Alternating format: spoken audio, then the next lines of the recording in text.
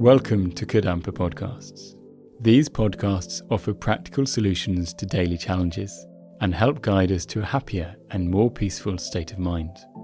In each episode, you will find an extract from a teaching given by one of various Kadampa Buddhist teachers worldwide. All these teachings are inspired by the profound wisdom of Venerable Geshe Khalsang Gyatso Rinpoche, a Buddhist master for our time. We hope you enjoy listening. So we can develop and maintain a peaceful mind. So if you remember, the source of happiness, real happiness, not worldly pleasure. Worldly pleasure isn't real happiness. The source of real happiness is peace of mind. The more peaceful our mind becomes, the happier we become. If we train our mind to be peaceful all the time, we will be happy all the time. Whether we are sick, whether we're on our own, whether we lose our job, if our mind is peaceful, we'll be happy. If our mind is not peaceful, even if we are in the best circumstances, happiness doesn't come. And if you check, we know this through our own experience, but it's very kind of Buddha to point it out. If you want a happy life, you need peace of mind.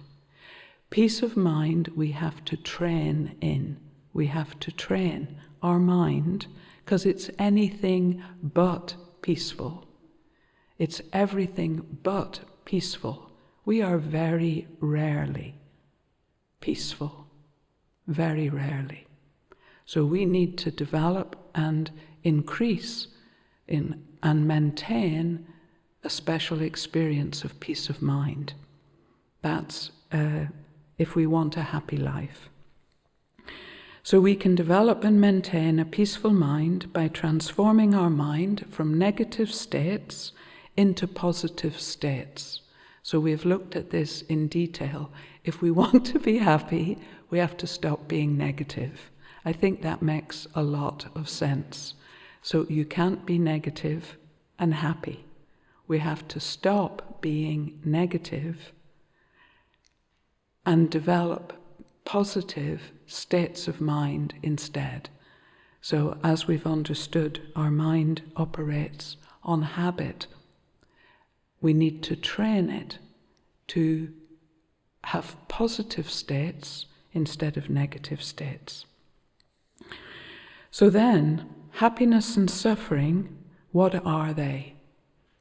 Happiness like pleasant feeling, suffering, unpleasant feeling, they are feelings. Happiness and suffering are feelings. Feelings are part of our mind. So whatever feelings we have, joyful feeling, happy feeling, uplifted feeling, that's our mind. A downcast feeling, a disappointed feeling, an angry feeling, that's our mind. So happiness and suffering are parts of our mind. This is so important to understand. In normal language and society, we don't think, oh, happiness is a feeling, suffering is a feeling. Feeling is part of my mind. That's why we need to understand what is our mind. So if happiness and suffering are our feelings, and feelings are part of our mind, if we want to stop painful, unpleasant feelings and have only happy feelings, we need to understand about our mind. So what we're about to learn, nobody knows. So tomorrow you can do some research. If you're going to work tomorrow, just slip into the conversation over tea break. What do you think the mind is? And see what happens. They think, have you been to that strange class again on a Tuesday night? You used to be so normal. Okay, so we need to understand the nature and functions of the mind. So we all know, mainly, what state our mind is in. So if I said, are you happy? You could say yes or no. Are you sad? You can say yes or no. So we have a rough idea about our mind. We know if I say, would you say at the moment your mind is clear? Or would you say at the moment your mind is confused? So sometimes we know we're confused. We say, I'm confused. So this is our mind, clear or confused. However, if someone were to ask us, what is the nature of our mind? So what is it? What is its nature? What is the nature of our mind? What is our mind? And how it functions, so these two things, how does it function? What is it? We probably would not be able to give a precise answer. So I asked those of you who were here last week to, if you wanted to, answer the question, what is the mind? What is the mind? So you can ask Siri, you can ask Google. I haven't actually asked Alexa. I prefer to ask Buddha because Buddha's an actual living being who's happy all the time. I've never tried. Be quite interesting, actually. Maybe I'll do it after the class. Hello, Siri. So I've got the reply when I say, Siri, I've got a guy who goes,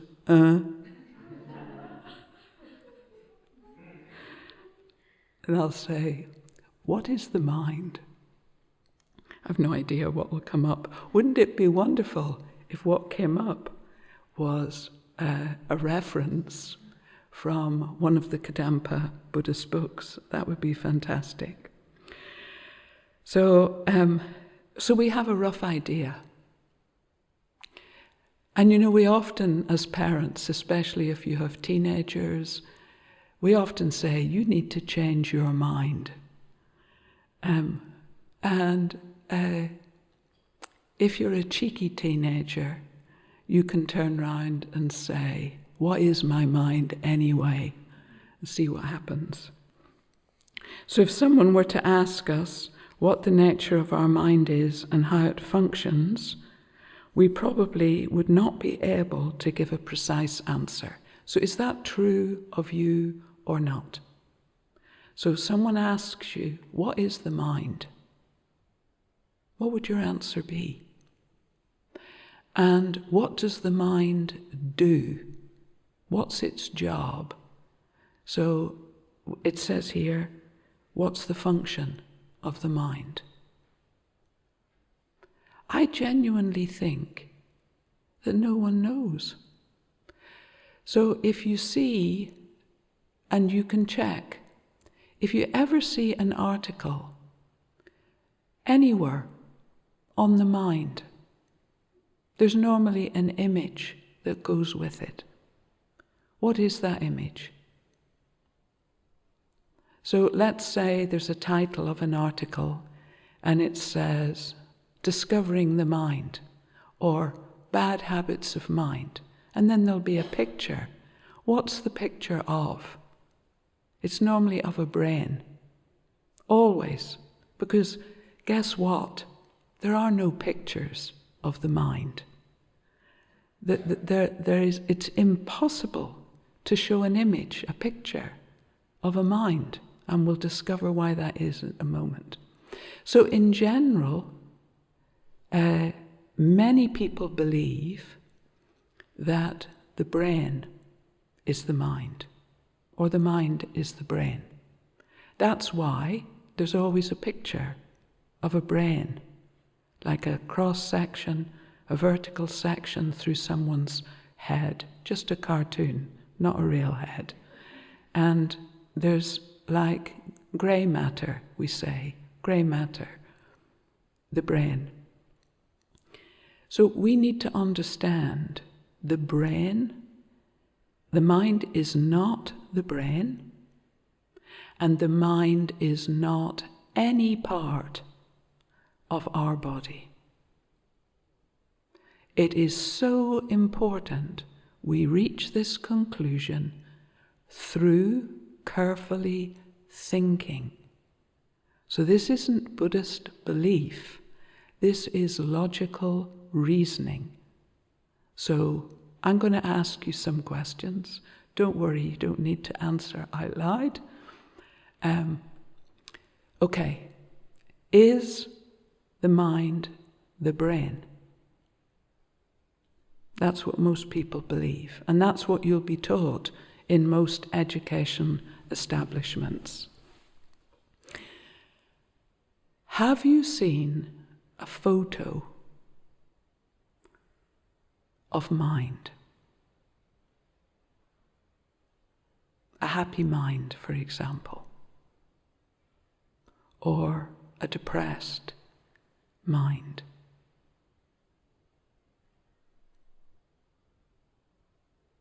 Like when you're on Instagram, do you send photos, post photos of your mind? Bit depressed today, and then there's a photo of your mind. No.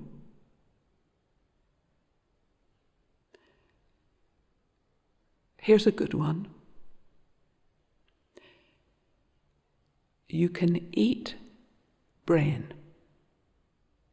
So I did a bit of research before the class, and there's a certain type of taco that you can get that's brains in a taco. Can you eat the mind?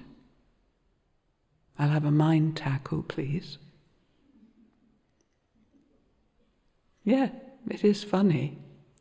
It's going to reach a very important conclusion.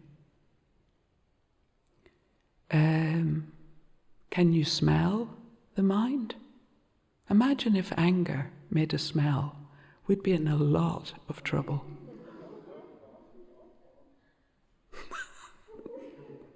We would. So you can't smell the mind. You can't taste the mind. You can't see the mind. You can't, it has no tactile sensation. You can see brain. So if you're a brain surgeon, for example, every single day you see brains because you're trying to help people either relieve pressure on their brain or have an operation on their brain. But you can't operate on the mind. There are no mind surgeons. You can't operate on the mind. Please think about these things, because we need to understand from the depths of our heart, mind is not brain. Impossible. Impossible. So remind yourself and think about it. So what Kadampa practitioners learn to do is whenever we're doing normal mundane things, having a shower, for example, and you're just in the shower thinking, is my mind my brain? I can't see my mind, I can't photograph my mind, I can't operate on my mind, I can't eat mind, all of those things you can do with the brain. And you're just in the shower or you're having breakfast and you're thinking about meaningful things at the same time. And we will discover, as Geshe says, I'll just read.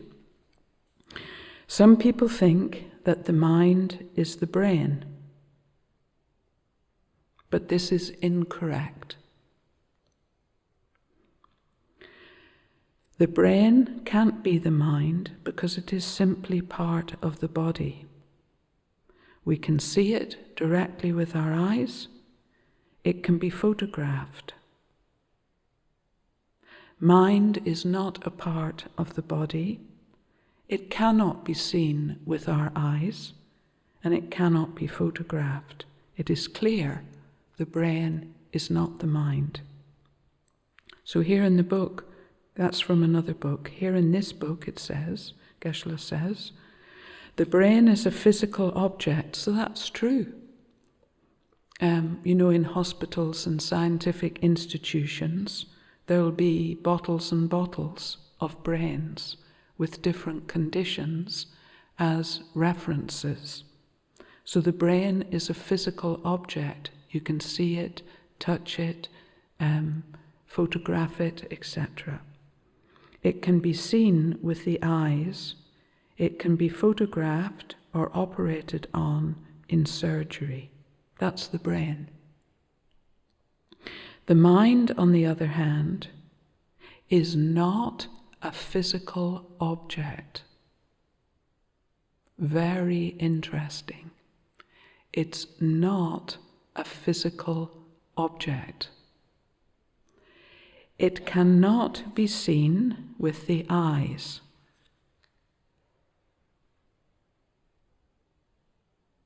Nor can it be photographed or repaired by surgery. The brain, therefore, is not the mind, but simply a part of the body. So please think, because in our modern society, in this country, for example, most people, like if you said, point to your mind, most people would point to their head. Most people. And most people believe that the mind is some aspect of the brain. Not true. Not true. So if you've been listening and you think carefully, can I see the mind? Can I smell the mind? Touch the mind? What color is the mind? It isn't a physical object. It's not the brain, because the brain is part of the body. If you feel inspired by this podcast, then dive deeper into timeless wisdom of modern Kadampa Buddhism by following the link in the episode description. We look forward to reconnecting with you in the next episode of Kadampa Podcasts.